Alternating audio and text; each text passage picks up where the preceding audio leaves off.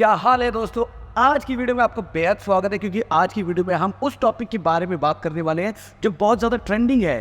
दोस्तों, आप तो जानते ही हैं कि क्रिकेट हो, बॉलीवुड मूवीज़ हो या फिर इलेक्शन हो, चर्चा तो खूब होती है। तो आज की वीडियो इलेक्शन के बारे में है। मोदी जी जीत गए, एनडीए की सरकार आ गई, कांग्रेस को कम वोट मिले, अलायंस को कितने वोट मिले, ये सारी चीज़ें तो चलती रहेंगी। लेकिन आज मैं आपको बताता हूँ कि इलेक्शन कितने साल पुराने हैं और इलेक्शन का असली मतलब क्या है। और जब इलेक्शन शुरू हुए थे तो हमारे नेताओं के मन में क्या सपने थे कि देश को किस राह पे लेके जाना है, वो सारी चीज़ें हम आज इस वीडियो में बात करने वाली, इसलिए एंड तक जरूर बने रहें।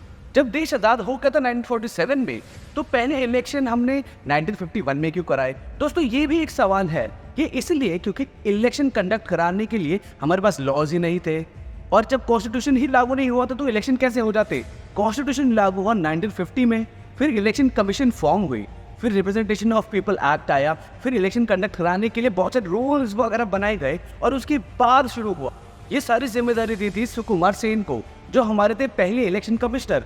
दुनिया की सबसे बड़ी डेमोक्रेसी इंडिया के इलेक्शन के बारे में बात करेंगे, फ्री इलेक्शन के बारे में बात करेंगे, वोटिंग करने के तरीके कैसे बदलते रहे और इलेक्शन करते कैसे हैं जब इतनी ज़्यादा इलिटरेट पब्लिक हो, तो इलेक्शन कैसे कंडक्ट कर पाए इंडिया के अंदर। चलिए दोस्तों, समय में पीछे चलते हैं। दोस्तों, हर जगह बताया जाता है इंडिया वर्ल्ड की सबसे बड़ी डेमोक्रेसी है, लेकिन कितनी बड़ी है? 2024 के जनरल इलेक्शन के लिए इंडिया के पास में 96.8 करोड़ एलिजिबल वोटर्स थे।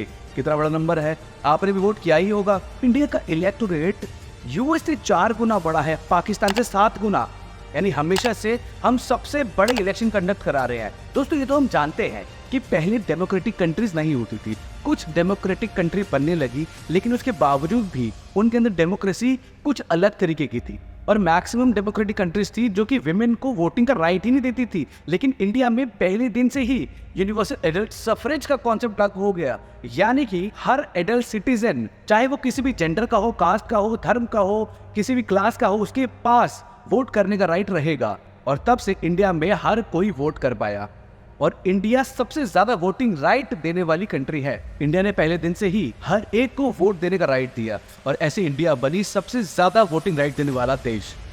पहले इलेक्शन में 44% लोगों ने वोट दिया, 2019 में पीक पे पहुंचा 67% पे। दोस्तों, नया नया देश बना है, कितनी सारी प्रॉब्लम तो रही होंगी, लेकिन जो दो सबसे बड़ी प्रॉब्लम रही इंडिया में इलेक्शन कराने के लिए, वो थी पॉपुलेशन को लेकर और इलिटरेसी को लेकर। यानी उस समय इंडिया में मोस्टली लोग पढ़े लिखे नहीं थे, उन्हें इलेक्शन क्या होता है ये समझाना ही बहुत मुश्किल होता था। पहले इलेक्शन में देश की पॉपुलेशन 36 करोड़ की थी, और उसमें से 17 करोड़ लोग एलिजिबल वोटर्स थे। और दोस्तों, प्रॉब्लम ये थी कि उस 17 करोड़ लोगों में से 85% लोग जो थे वो पढ़े लिखे नहीं थे, यानी इलिटरेट थे, अनएजुकेटेड थे। ऐसे में वोटर्स को आइडेंटिफाई करना, उनका नाम लेके रजिस्टर करना कितना बड़ा टास्क हुआ होगा। इंडिपेंडेंट इंडिया का पहला सेंसस भी 1951 में हुआ, और तब पार्लियामेंट्री कॉन्स्टिट्यूएंसी को फाइनलाइज भी करना था, लोगों को समझ में आ सके इस तरीके से काम करना था, और ऐसी बैलेट बॉक्सेस वगैरह हर चीज़ डिसाइड करनी थी दोस्तों, क्योंकि फर्स्ट टाइम इलेक्शन हो रहा था।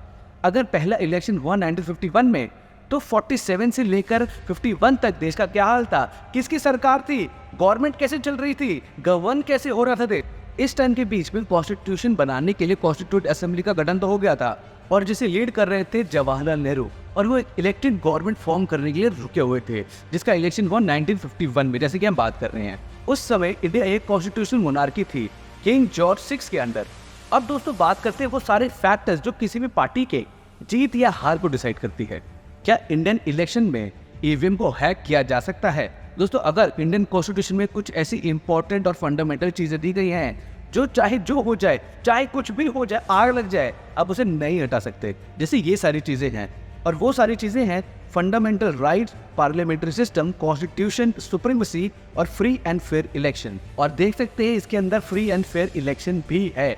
सबसे पहले हम ये डिस्कस करेंगे फ्री एंड फेयर इलेक्शन पे डिफरेंस क्या होता है, और ऐसा क्या हुआ कि सरकार को लगा कि फ्री और फेयर इलेक्शन को कॉन्स्टिट्यूशन में अलग से देना चाहिए। आइए समझते हैं।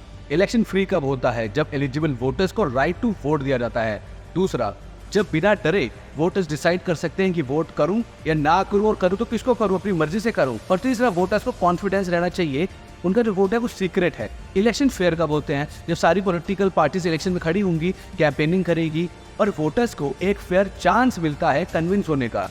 दूसरा दोस्तों, कि जब सारे वोट्स काउंट होते हैं और रिजल्ट एक्चुअल वोट्स के टोटल को रिफ्लेक्ट करता है। एक इंपॉर्टेंट केस है दोस्तों जो आपका जानना बहुत जरूरी है, जिसकी वजह से फ्री और फेयर इलेक्शन जो है ना हमारे संविधान में लागू हो पाया। एक केस है इंदिरा गांधी वर्सेस राज नारायण। इन 1971 के जनरल इलेक्शन में रायबरेली से इंदिरा गांधी के खिलाफ खड़े होते राज नारायण। इलेक्शन कांग्रेस ने ही जीते, लेकिन राज नारायण ने कोर्ट में पिटीशन फाइल की इलेक्शन के बारे में, और उन्होंने कोर्ट में चैलेंज किया कि इलेक्शन फ्री और फेयर नहीं हुए। और उन्होंने कोर्ट में ये बोला कि इंदिरा गांधी ने गवर्नमेंट का, अपनी पावर का और अपने कॉन्टैक्ट्स का गलत इस्तेमाल किया है इलेक्शन को अपने फेवर में कराने के लिए। इस केस में इंदिरा गांधी को रिप्रेजेंट कर रहे थे नानी पालकीवाला और राज नारायण को शांति भूषण। 12 जून 1975 में इलाहाबाद हाई कोर्ट के जस्टिस जगमोहन लाल सिन्हा ने इंदिरा गांधी को इलेक्टोरल मैल प्रैक्टिस के लिए गिल्टी पाया और कहा ये फ्री और फेयर इलेक्शन कंडक्ट करवाना नहीं है और ये कॉन्स्टिट्यूशन के बेसिक स्ट्रक्चर का एक इम्पोर्टेंट हिस्सा है। इसके बाद रायबरेली की इलेक्शन को नल एंड वॉइड कर दिया और इंदिरा गांधी को अगले 6 साल के लिए इलेक्शन लड़ने के लिए रोक दिया गया। कोर्ट ने गवर्नमेंट को 20 दिन का समय दिया कि इंदिरा गांधी को ऑफिशियल पोस्ट से रिप्लेस कर दिया जाए। पहली बार ऐसा हुआ था कि लीगल एक्शन से एक सिटिंग प्राइम मिनिस्टर को हटाया गया। इस डिसीजन ने इंडिया के पॉलिटिकल एस्टैब्लिशमेंट को हिला के रख दिया। इससे पता लगा सकते हैं जब एक सिटिंग प्राइम मिनिस्टर को हटाया जा सकता है तो इंडिया में इलेक्शन फ्री और फेयर ही होते हैं। यानी कि सबसे ज्यादा पावरफुल पोजीशन पे होने के बावजूद भी अगर आप गिल्टी पाए गए तो आपके अगेंस्ट भी डिसीजन लिया जाएगा और आपको सीट से हटाया जा सकता है। दोस्तों इसलिए नहीं कहते कि हमारा देश महान है। कुछ और एग्जाम्पल भी है। पहले होता था जब इलेक्शन की डेट अनाउंस होती थी सारी पॉलिटिकल पार्टीज अपना काम करना तभी स्टार्ट करती थी, क्योंकि तभी लोगों को दिखाई देता है, याद रहता है कि भाई कौन क्या कर रहा है, कौन क्या क्या चीज़ें बोलेगा, कौन क्या क्या चीज़ें करेगा हमारे लिए, तभी उनको क्लियर होता है और उसी बेसिस पे ही वो वोट देने लगते हैं अपने फेवरेट या अपने पसंदीदा या फिर जो लगता है कि मेरा रिप्रेजेंटेटिव मेरे लिए कुछ करेगा उसको वोट देने रहते हैं। 1990s में आ गया मॉडल कोड ऑफ कंडक्ट और इसमें कहा गया कि इलेक्शन डेट आने से रिजल्ट अनाउंस होने तक कोई भी नया काम नहीं किया जाएगा। इसकी वजह से इलेक्शन भी फेयर होने लगे। अगला, पिछले 20 सालों में इंडियन जुडिशरी ने बहुत अच्छे जजमेंट दिए फ्री एंड फेयर इलेक्शन के लिए, जैसे कि इलेक्टोरल बॉन्ड्स का ये इंपॉर्टेंट जजमेंट जिसे सुप्रीम कोर्ट ने कहा कि एक वोटर का राइट है ये जानने का कि पॉलिटिकल पार्टीज को फंडिंग कहाँ से आ रही है, या फिर ये इंपॉर्टेंट जजमेंट जिसे सुप्रीम कोर्ट ने कहा कि अपने कैंडिडेट की क्रिमिनल हिस्ट्री और फाइनेंशियल पोजीशन जानने का उसे पूरा हक है कि भैया कितनी प्रॉपर्टी लेके बैठे, कितना पैसा खा रहा है नहीं खा रहा है, ईमानदार है कि नहीं। क्योंकि दोस्तों मार्केटिंग के जरिए कोई भी आपको गलत छवि दिखा के आपके दिलों में राज कर लेगा और बोलेगा मुझे वोट दो, लेकिन असल में क्या वो ऐसा ही है? क्या वो फ्री और फेयर इलेक्शन की सही मायने है? क्या उसके बैंक में करोड़ों रुपए आए और वो खाली मजे के लिए सीट पाने के लिए इलेक्शन लड़ रहा है? क्या वो पहले गुंडा था, क्रिमिनल था और आज वो सफेद चादर ओढ़ के अपने आप को आपका नेता बता रहा है? तो सिर्फ 1952 से लेकर अब तक इंडियन इलेक्शन में 3 फंडामेंटल चेंजेस किए गए। सबसे पहला और सबसे इंपॉर्टेंट बता देता हूँ, वोटिंग एज को 21 ईयर्स से कम करके 18 ईयर्स करना। इसे राजीव गांधी के टाइम पे किया गया था। उनका कहना था कि यूथ बहुत इंपॉर्टेंट होते हैं नेशन बिल्डिंग के लिए और इसीलिए वोटिंग एज को 21 से कम करके 18 कर देना चाहिए। और ऐसा करते साथ ही 5 करोड़ वोटर्स बढ़ गए थे इंडिया में। 2013 में सुप्रीम कोर्ट ने एक बहुत इंपॉर्टेंट जजमेंट दिया, इंडियन वोटर्स के लिए नन ऑफ दी अबव का कॉन्सेप्ट दिया, जिसमें अगर किसी वोटर को कोई भी कैंडिडेट पसंद ही नहीं है, यार मैं नहीं चाहता किसी को वोट दो, सब मेरे को बेकार लग रहे हैं, तो वो नोटा बटन दबा के अपना डिससैटिस्फैक्शन शो कर सकता है। लेकिन मानो अगर इंडिया की सारी पॉपुलेशन ने नोटा पे ही बटन दबा दिया, वो कहे भाई मेरे को सारी पार्टियां बेकार लग रही है, सब फ्रॉड है, सब मेरे को किसी को वोट ही नहीं करना है, तो सब नोटा पे दबा देंगे, तो क्या होगा?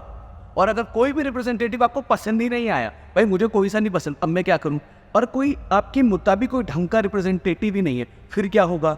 ऐसा भी तो हो सकता है कि सारे जिस पार्टी के लोग खड़े उनमें से कोई भी आपको पसंद ही ना हो, आपका व्यू कुछ और है, क्योंकि एक्चुअली में तो आप ही वोट दे रहे हैं ना अपने रिप्रेजेंटेटिव को चूज करने के लिए। आपकी कंट्री है, आप सब कुछ डिसाइड कर रहे हैं, आप पीएम सीएम हर एक के ऊपर है, क्योंकि उनको सीट पे बिठाने वाले आप ही हैं। इसलिए आपका वोट जो है ना बहुत कीमती है दोस्तों। इसलिए सोच समझ के अपने नेता को चुनो, सोच समझ के पार्टी को चुनो, सोच समझ के अपने बच्चों का फ्यूचर सोच के, अपने घर वालों का फ्यूचर समझ के। आप नहीं चाहते कि आपके घर वालों को अच्छे हेल्थ बेनिफिट मिले, हॉस्पिटल में जाते ही उनका इलाज शुरू हो जाए। आप नहीं चाहते कि आपके बच्चों को कम से कम में अच्छे से अच्छी शिक्षा मिले। जब गवर्नमेंट स्कूल बनाए गए हैं तो उनमें अच्छी शिक्षा क्यों नहीं है? और ये बात भी आपको पता ही होगा कि गवर्नमेंट स्कूल की टीचर्स की सैलरी प्राइवेट स्कूल के टीचर से ज़्यादा है। जब यूनिवर्सिटी में आप गवर्नमेंट वाली यूनिवर्सिटी में जाना चाहते हैं तो सरकारी स्कूल में क्यों नहीं पढ़ना चाहते? कहीं ना कहीं कोई ना कोई फॉल्ट तो है ना, तो आप नहीं चाहते, तो इसलिए आप सोच समझ के अपने रिप्रेजेंटेटिव को चूज़ करें, सोच समझ के वोट करें, सोच समझ के डिसाइड करें। और अगर आपको वीडियो पसंद आई तो लाइक करके चैनल को सब्सक्राइब कर देना और वीडियो को अपने घर वालों, दोस्तों और जानने वालों तक भी पहुंचाना, ताकि वो भी इलेक्शन का सही मतलब समझ सके। और दोस्तों, अगर आप किसी और टॉपिक के बारे में वीडियो देखना चाहते हैं तो कमेंट बॉक्स में बताना, मैं वीडियो अवश्य बनाऊंगा। और सपोर्ट करें मेरे चैनल को। फिर मिलेगी एक और नई वीडियो में, तब तक के लिए जय हिंद दोस्तों।